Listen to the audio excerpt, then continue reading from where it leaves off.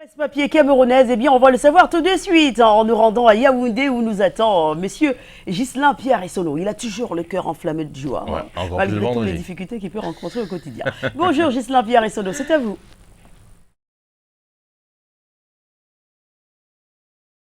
Bonjour également à Thierry Carole. Mon cœur est effectivement enflammé de joie. Question de vous accueillir, vous, mais également nos millions de téléspectateurs, ceux du Cameroun et du monde entier qui sont tous chargés fort d'informations. Bienvenue donc à cette session. C'est la revue de presse, vous l'avez dit, c'est l'acte 1 en direct de Yaoundé, c'est la capitale camerounaise.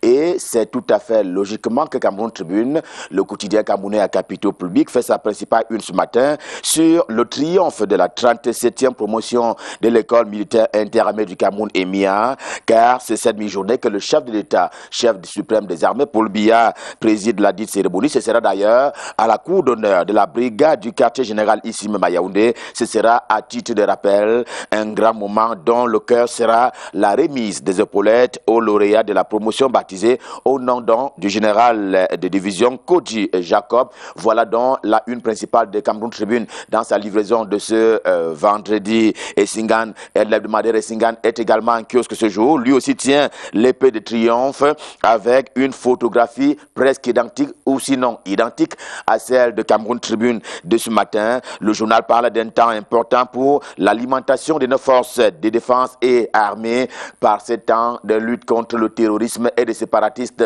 pour ce qui est des deux régions, le nord-ouest et le sud-ouest camerounais, même si le vœu du journal aurait été que le chef de l'État, Paul Biya, fasse autant pour les sorties à l'école polytechnique, mais également les grandes écoles dites de souveraineté au Cameroun. Voilà le petit regret qui est quand même souligné par Essingan, édition de ce jour, qui accompagne bien entendu la sortie, en tout cas la fin de formation de la 37e promotion de l'EMIA, l'école militaire interarmée du Cameroun, dont on sait qu'elle n'abrite pas que des Camerounais, bien entendu des étrangers, des amis et des pays amis qui sont donc venus également se former à l'occasion de cette autre livraison. Et à propos justement de ces récipiendaires, le journal a choisi d'aller à la rencontre d'un parmi eux, question de dresser un portrait à propos justement de l'école et à propos de l'armée. On parlait école tout à l'heure. Il y a eu une journée quelque peu folle hier du côté d'Ayos à propos de ce que les réseaux sociaux, si vous voulez, les influenceurs des réseaux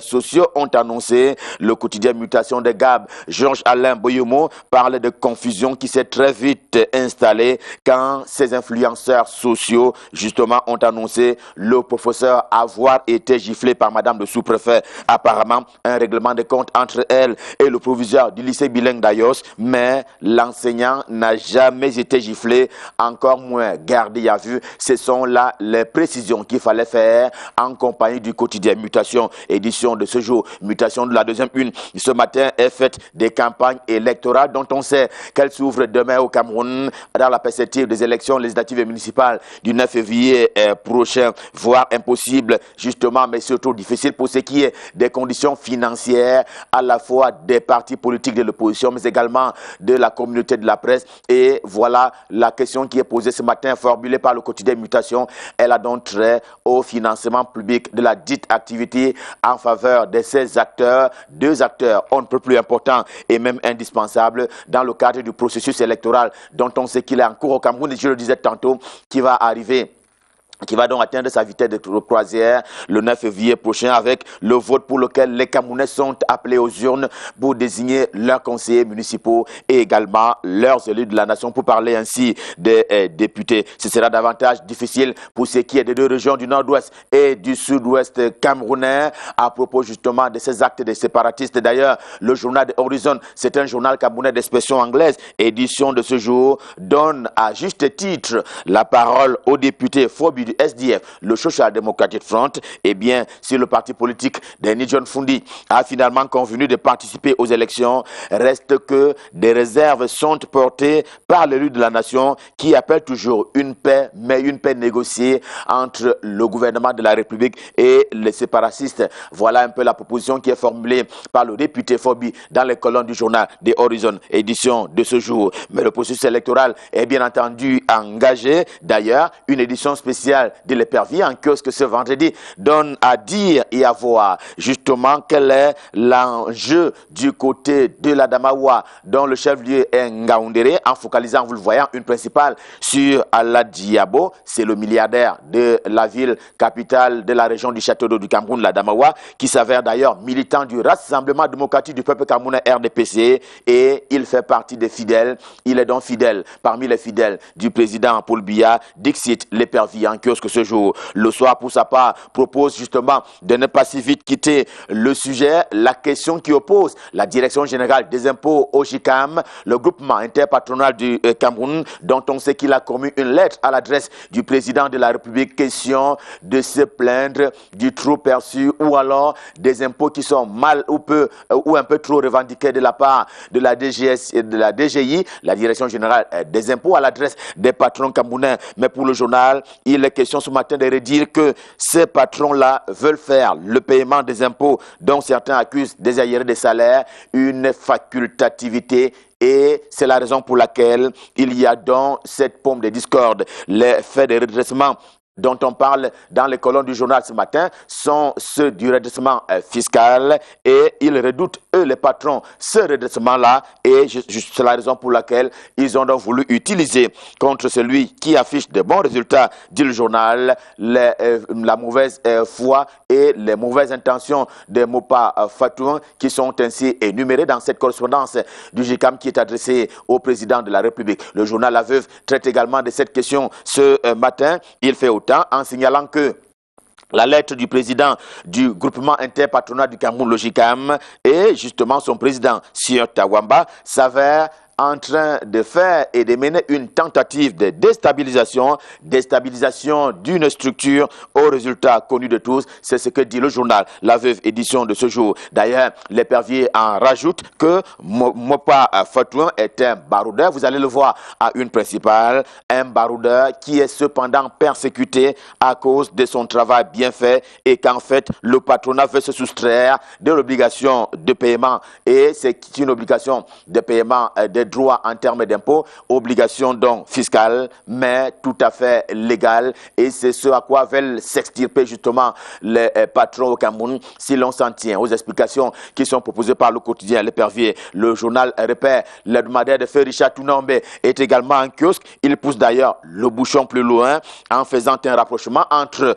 le groupement interpatronal du Cameroun et le MRC, le mouvement pour la renaissance du Cameroun. Allez-y comprendre, selon le journal, que Charles Tawamba serait un ami du professeur Maurice Kamto. L'idée ici étant la fragilisation du système des impôts qui fait corps avec l'armée, et c'est par là d'ailleurs que commence la notion d'État. Et voilà le décryptage qui est proposé par Repère, édition de ce jour. Un sujet économique dans le quotidien L'économie en kiosque ce vendredi. C'est à propos d'une nouvelle selon laquelle le Cameroun vient de bénéficier d'un nouveau décaissement de la part du FMI, le Fonds monétaire international. Ainsi en a décidé le conseil d'administration de cette institution de Bretton Woods. On s'en souvient, il y a quelques heures encore. Ce sixième décaissement, rappelle encore le journal, pèse donc 44 milliards de francs CFA. Mais en marge de ce décaissement, le quotidien bleu, le jour du jour, c'est le journal d'Aman Mana, porte à notre connaissance que la corruption se porte toujours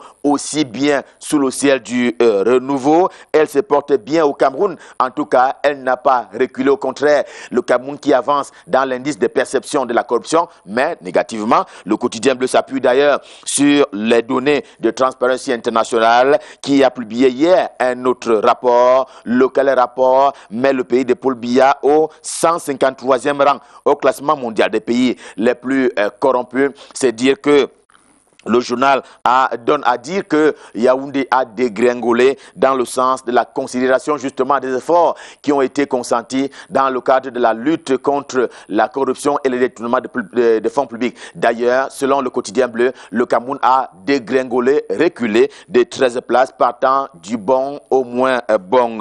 Mauvaise nouvelle pour le Cameroun, mauvaise nouvelle aussi à propos de cette alerte qui est tirée par le quotidien bleu en sa deuxième une et qui vient de Douala, en particulier particulier et du littoral en général relativement au choléra. 8 des cas suspects ont été détectés, dixit le quotidien le journal d'Aman Mana, qui en appelle justement aux règles strictes en termes de respect, règles strictes d'hygiène et de salubrité. Il en appelle donc au respect de ces règles strictes-là des populations du côté de Douala en particulier et dans la région du littoral en particulier. Le choléra ne blague pas, il tue vite et beaucoup. Donc cet appel à plus de vigilance qui est lancé ce matin par le quotidien bleu. Et cela d'ailleurs par ces temps des vœux, car précisément la saison s'est poursuivie. On s'en souvient il y a quelques heures encore du côté du ministère de la Recherche scientifique et de l'innovation. C'est une prescription de la météo des dieux de Nemfer en kiosque ce vendredi dans un climat d'apaisement. Eh bien, les vœux ont vu Madeleine Chouenté, le docteur Madeleine Chouenté, patronne de ce département ministériel, répondre donc aux revendications des chercheurs camerounais par l'énumération de tous les actes qui ont été pris par le président de la République en leur faveur. Jusqu'ici, voilà donc une première réponse qui est apportée à ces revendications des chercheurs camerounais qui demandent à jouir de leurs droits, mais en intégralité et dans leur globalité. Revue de presse, Made in Yaoundé, stop fin, le cœur enflammé de joie. Nous vous avons servi ce vendredi. D'ailleurs, c'était le dernier rendez-vous de la semaine. On prend rendez-vous pour lundi prochain pour le même exercice et nous serons toujours dans les mêmes dispositions et prédispositions. Question de vous servir. Pour le moment, je vous invite la cœur joie de nous transporter du côté de Douala, la capitale économique du Cameroun. Question d'y retrouver l'homme à l'adresse particulière, Michael Chipkio, c'est son nom. C'est pour la suite et la fin de la revue de presse. Bonjour Michael, c'est à vous à Douala. Bonjour Ghislain Pierre, bon week-end à vous et la suite ici à Douala avec le journal, le tri-hebdomadaire régional d'information du Nord Cameroun, l'œil du Sahel qui nous parle de cette contestation annoncée par des enseignants, une contestation liée justement à la situation des enseignants depuis quelques jours dans notre pays, un enseignant assassiné au lycée de Colbison à Yaoundé, des enseignants qui font l'objet de nombreuses violences dans notre pays ont donc décidé de se lever, annoncent donc une opération mardi en noir, l'opération mardi en noir dans les établissements scolaires. C'est le mot d'ordre lancé par le syndicat des enseignants du Cameroun pour l'Afrique, CECA, le 17 janvier dernier. Un mot d'ordre selon lequel tous les mardis, tous les enseignants de l'ensemble du pays doivent se vêtir de noir du 21 janvier au 11 février 2020. Une décision qui arrive donc après de multiples violences subies par le corps enseignant au cours de l'exercice de ses fonctions et par solidarité, écrit l'œil du Sahel. Ils espèrent sensibiliser non seulement le peuple camerounais, mais aussi le gouvernement des violences dont ils font face au quotidien. Les enseignants qui lancent donc cette opération mardi à Noir et pour rendre également hommage à leurs collègues tués par un élève à Yaoundé. La grande une de l'œil du Sahel, vous le voyez, nous parle des questions de fiscalité et de ce qu'on peut désormais appeler cette passe d'armes entre le groupement interpatronal du Cameroun et la direction générale des impôts. Le journal L'œil du Sahel qui nous propose de comprendre la discorde entre les deux entités. L'affaire, pour inédite qu'elle soit, écrit L'œil du Sahel, fait grand bruit dans le pays depuis sa révélation par certains journaux. En effet, le 16 janvier dernier, Célestin Tawamba, président du groupement interpatronal du Cameroun, l'organisation la plus puissante organisation patronale du pays, a envoyé au chef de l'État un brûlot contre le directeur général des impôts, Modeste Mopa Fatouan, dans la correspondance adressée au chef de l'État, écrit L'œil du Sahel par le président du JICAM. Le DGI, arrivé à 38 ans à la tête de cette direction, est accusé de tous les maux abhorrents de débats contradictoires. Il ne se prive pas de qualifier les entreprises membres du JICAM d'adeptes de la fraude et de l'évasion fiscale. C'est ce qu'on peut lire dans cette correspondance de Célestin Tawamba qui va plus loin en notant que le directeur général des impôts se singularise par une aversion totale vis-à-vis du monde des affaires, une absence d'objectivité dans l'administration de la relation avec le contribuable camerounais. Et face donc à ce brûlot, l'œil du Sahel est allé à la direction générale des impôts pour donner la parole à quelques responsables sur place. Et justement, certaines langues se délient pour dénoncer une mauvaise foi de l'association patronale, surtout en ce qui concerne le dialogue entre l'administration fiscale et le patronat. Pour les tenants de cette thèse, c'est avec l'arrivée de Célestin Tawamba à la tête du JICAM en 2017 que le nécessaire dialogue entre l'administration fiscale et les milieux d'affaires a connu une mutation profonde. Le journal qui revient en long et en large sur les travaux qui ont été menés entre le groupement interpatronal du Cameroun et même la direction générale des impôts. C'est donc à lire en page 3 du tri-hebdomadaire régional d'information du Nord Cameroun en kiosque ce vendredi. Le quotidien Info Matin en parle aussi. Info Matin pense plutôt que c'est une chasse aux sorcières lancée justement par le groupement interpatronal du Cameroun contre le directeur général des impôts. Une fatwa, effectivement, en règle, avec Célestin Taomba, qui exige le limogeage de Modeste Mopar Fatouan sous peine de casus belli entre le JICAM et les autorités. Et dans le fond, analyse le quotidien Info Matin ce jour, la démarche du président du JICAM souffre d'un sérieux problème de légitimité. Tout se passe, en effet, comme si l'auteur de la correspondance vénéneuse à Paul Biya tentait de profiter de sa position à la tête du JICAM pour régler des comptes personnels. Autrement, il est difficile d'expliquer, écrit Info Matin, difficile d'expliquer, sauf par peur d'être mis en minorité, qu'il ait choisi